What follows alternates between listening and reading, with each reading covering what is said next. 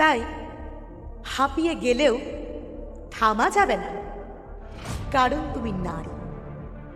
মাঝ পথে কারো হাত ছাড়া যাবে না, কারণ তুমি নারী।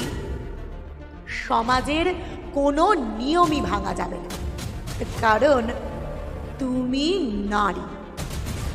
কষ্ট হলেও কাজ করতে হবে, কারণ তুমি নারী।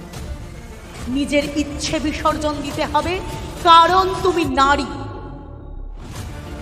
নিজের কোনো চাওয়া থাকা যাবে না, কারণ তুমি নারী। কিন্তু এত এত বাধা সত্ত্বেও আমি গর্বিত, আমরা সকলে গর্বিত। আমরা নারী, আমরা সব কিছুই পারি।